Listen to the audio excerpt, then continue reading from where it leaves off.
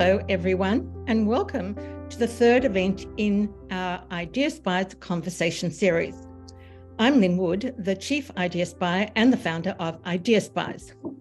I'm joined today by our IdeaSpies FinTech editors, Ben Ford and Adam Caines, who will lead the discussion. Thanks for hosting, Lynn. Hi, everyone. Thanks for joining. My name's Ben Ford. I'm head of growth at a fintech called Frollo. I've been knocking around the fintech traps for probably 7 or 8 years now. So I've sort of seen some highs and lows, seen sort of the nascent fintech industry in Australia and seen it sort of go through a period of maturity.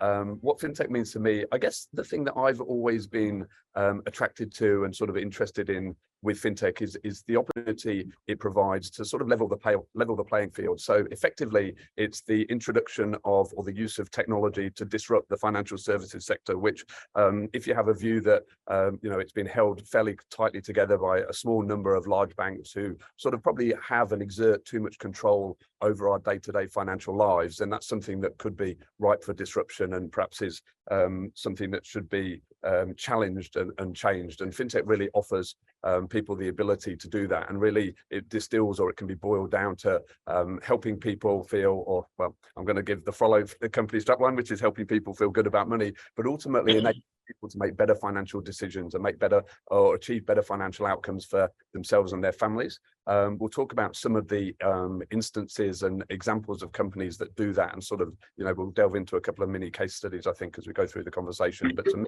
it's about democratizing finance, enabling more people to get a fairer deal, a better deal on their finances, and ultimately achieve better financial outcomes. So I've been in and around fintech about the same time as Ben, working in different fintechs, and currently working on a few different startups myself, and consulting in the fintech and payment space, having just come out of EY, helping them run their fintech and payments practice for a couple of years. To add to Ben, I think kind of the emergence of fintech is probably something to think about. If you look at the way that kind of the banks have moved over time, it's things can be quite slow and can take time to get out to market. So fintech is kind of the emergence of what I sort of see the enhancement of the experience and the accessibility of financial products that perhaps the banks were underserving across a number of different categories, whether that's retail or business. And I think, there's not like a raft of nascent financial products that are out there being pushed by fintechs. The actual financial products and instruments behind them have fundamentally not really changed.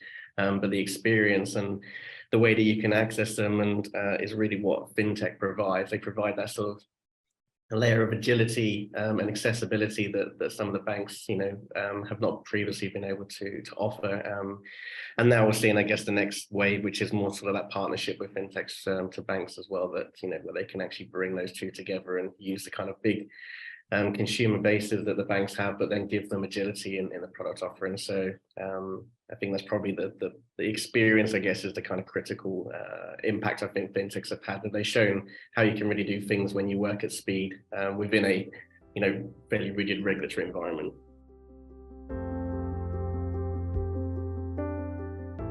Yeah, I guess Profi, if you look at the statistics in terms of capital raising, we're below 2019 levels at the moment.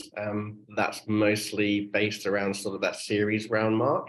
The sort of seed stage is fairly strong. So, the early stage capital still seems to be out there, but, maybe those kind of big series A, series B rounds, apart from some examples that have happened, like Till Payments, for example, recently raising 70 mil, those big ones are not out there at the moment.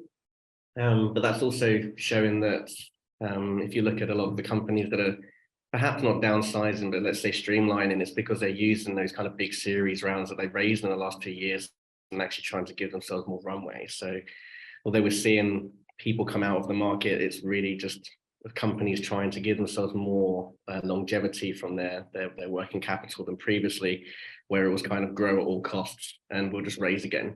That doesn't really exist anymore. So, the impacts there is, there's not massive rounds and massive amounts of money in that space. People are, downsizing and letting people go because they perhaps were growing for, 6 months, a year ahead, whereas now they're trying to just maintain the level of growth that they can currently sustain.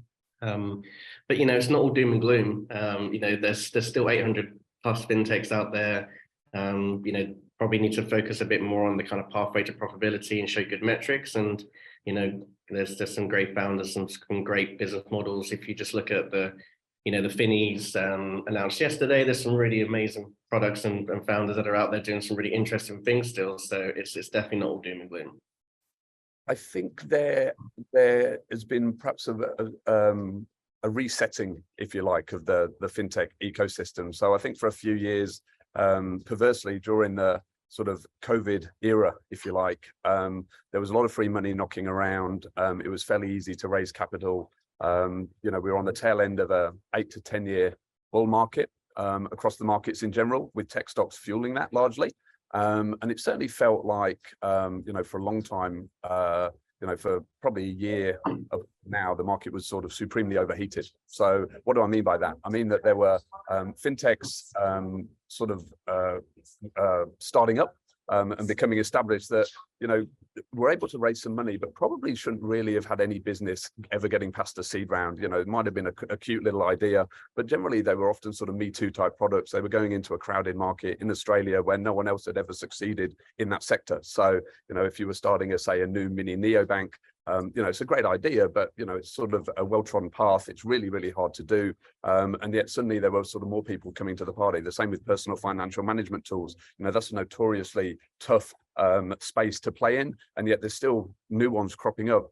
Until recently, I speak to a couple every month, and they're great ideas, and the founders are supremely well intended, and people are trying to make a difference. But that's going to be a really, really hard sell, as has already been proven through the graveyard of other PFM apps that are out there. Not too many have actually succeeded or made it past the sort of incubation and startup stage, and certainly not too many have actually got to scale. So I think there's been a fairly necessary resetting. I do think there was a point at the beginning of this year where, for me, it certainly felt like the fintech music died a little bit. 2 or 3 of fintechs that I was pretty close to, I learned that they had sort of wound up and ended up shutting down on the same day. There was a massive fintech Twitter or LinkedIn spat that seemed to embroil the entire ecosystem. And I think when we get to a situation where, there's more sort of fintech people around the periphery of fintech and fintech hangers on than actual decent, interesting fintechs, then I think that's a tipping point when you've got a real sort of problem. So I think it was a necessary reset. And I think what you've got now is that the companies that are able to weather this storm and survive, and like Adam says, sort of haven't been sort of blowing their costs on big parties and big events and extreme marketing and things like that to achieve growth at all costs, they're the ones that are going to have real resilience and will have sort of, got the battle scars to get through. And potentially there'll be some pretty decent companies that come out of that. And again, we can sort of perhaps talk a bit more about those as we go through the conversation. So certainly I think there's some sort of definite areas of hope. I think the resetting was probably necessary to remove some of the fat from the ecosystem, and we're probably in a much better place now to start afresh than we were 12 or 18 months ago, I think.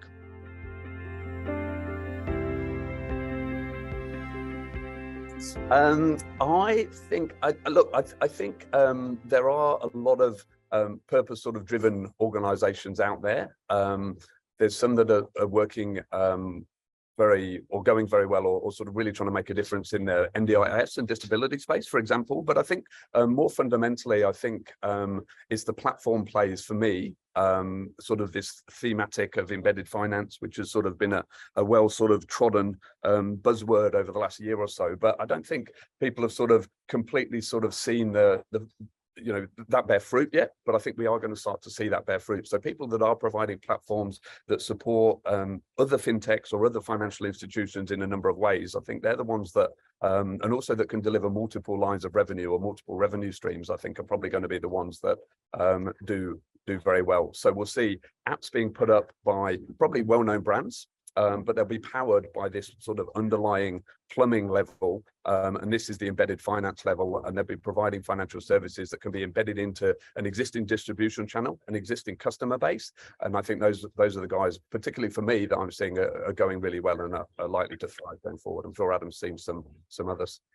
Yeah, no, I think some areas that I've seen significant, I think, is to echo kind of what Ben says, is that don't build features, build ecosystems. And I think you've seen that with some, where some of the fintechs have maybe not been so successful in that growth, is where they've not really built that ecosystem and just built kind of features that can be replicated by, the large incumbents. Once the fintech proves that it works, they're like, great, I'll build that myself, and off they go.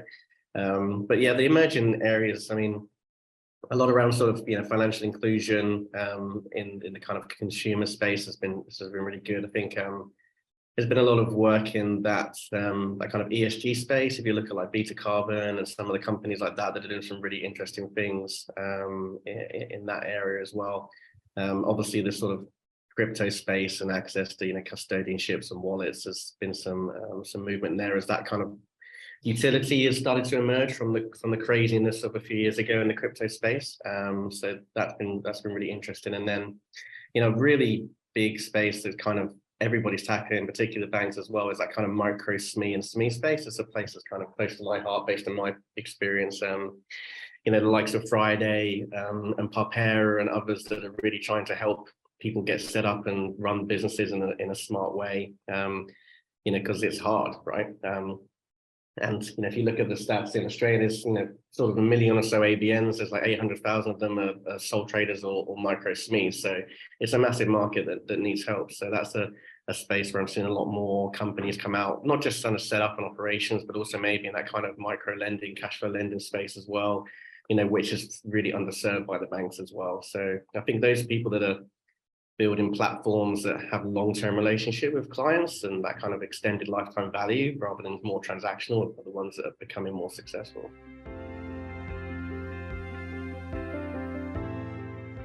Yeah, I mean, I kind of mentioned Beta Carbon and the Zero Cap guys have been doing some really interesting things with like CBDCs and particularly in the institutional space. Even like what Blossom App are doing with access, from a superannuation perspective into more sustainable and ethical investments is really interesting as well. I think those are the kind of areas where there's a whole, trying to describe it, I guess there's a whole generation of people that actually are more, aware of where their money's being invested. So, how can you give them access to, more sustainable investments, whether it's superannuation or, ETF style, kind of stock investments as well.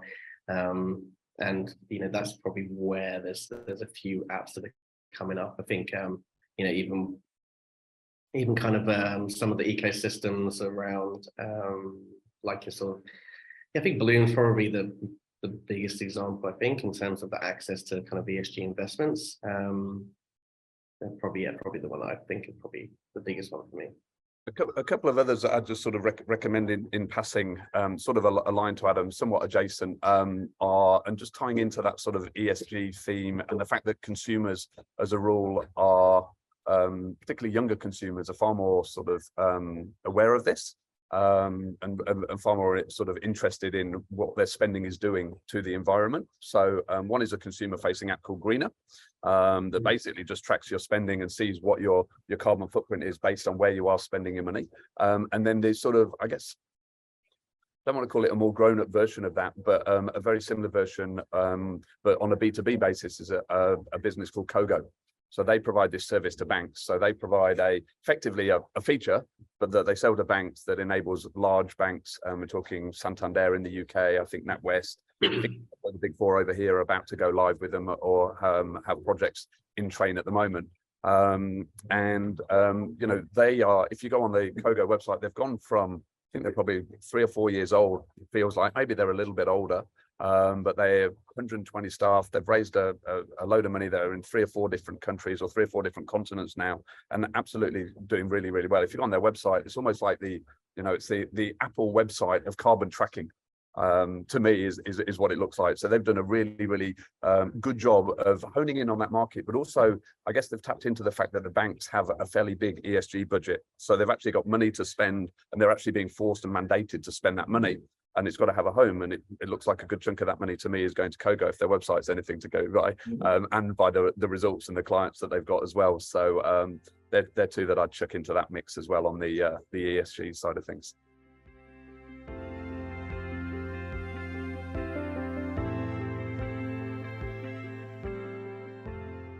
I think there's going to be more consolidation, and I think that the risk that we've got in a cycle like this, or a period of a cycle like this, is that you do lose that that sort of innovator's edge. So, you know, I speak to banks on a daily basis, and every bank at the moment, from the biggest to almost the smallest, has a chief digital transformation officer at the moment. So every bank is digitally transforming something, and sometimes they're quite sort of candid about, you know, we embarked on a 2-year project, we've stopped it, and then we're going to start a new one again to do exactly the same thing that the old project was trying to do. So, you know, some banks aren't doing it particularly well. I think if you sort of speak to the, you know, the average consumer who may not be sort of in the financial weeds on a day-to-day basis, you know, they're often delighted by what, you know, the innovation is going on at some of the big four. And I think there's sort of a massive continuum of how far some of them are and how far along they are. And I think, you know, everyone would agree, I don't think anyone would disagree, that CBA is miles out ahead of everyone else in terms of their innovation as a big four bank. And they're doing it in a sort of number of different ways. They're building an ecosystem to discover and incubate new fintechs, giving them the funds to do it. So if you think about X15 sort of up and running in about 6 months, using an embedded finance provider, using Shape as their platform provider. But, you know, that's all funded effectively by, or one of the reasons they were able to do it so quickly was because they had CBA's dollars behind it. Now, you know, CBA had some work to do to replace Dolomites and all the sort of bad vibes around that, and sort of try and create something to be a bit of a challenger to Spriggy, which Adam mentioned before. But I think there's sort of, you know, that's both a potentially a really good thing for many consumers who do bank with CBA. Obviously, it's sad that so many consumers in Australia do bank or are concentrated amongst sort of a few big banks. But I think it's, you know, more customers can have better experiences and better sort of financial outcomes, and friction removed from their day-to-day lives, and potentially change and move around far more easily. And I think that's potentially a good thing. But I think it's just going to be sort of more consolidation, and it's probably going to be harder now than it was a few years ago for sort of really good fintech ideas to sort of rise above the parapet. We're speaking the other day about sort of, you know, the golden era of fintech being 2016 to 2018. And if some of the fintechs that Adam and I mentioned when we were chatting are still sort of early stage OG fintechs, but they're still around now because they were doing something innovative. So I mentioned Spriggy, I mentioned Raise, or what was Acorns. StockSpot is another one. These are fintechs that are providing a really meaningful, really useful service. They've stood the test of time over a period of time, and they're doing something disruptive and doing something really, really interesting. And I think it's potentially going to be harder for the next Spriggy or the next Raise or the next StockSpot, where in whatever sort of mini segment that is, or that it's in, to get up and running and really make a difference. That's the thing I'm slightly nervous about. Yeah, I think it's if you look at the original kind of emergence of fintech, it was take market share from the banks, right, and try to kind of disrupt those banking products that were out there and the people were, you know, frustrated with or couldn't access, and that's hard, right? If it took Tyro 10 years to get to the levels of sort of, you know, customers that the bank had from a, you know, business perspective. So I think that kind of, like you say, Linda, like that commoditization, you know, you don't have to own the front end. Can you build a platform or platform that, you know, has, you know, can support some of the problems that the other financial institutions, not just banks, have? Like you say, there's others in the wealth and insurance and capital markets, and just, you know, there's lots of really interesting problems to solve that are in the back office, not just the front office. So I think the ones that I'm seeing that are successful have really taken that approach where they're, you know, looking at the inwards innovation of those institutions, not just the outwards innovation. I think that's where the kind of the next potential unicorns exist. Well, looks like that's all we have time for today. So a huge thank you to our speakers, Ben and Adam, for leading the discussion, and Philippa for moderating the Q&A. And we encourage you to explore this topic further on IdeaSpies. As you can see, you can search by topic, which is fintech, or by keyword to look at some of the points that have just been mentioned. So thank you again and have a good week. Bye-bye.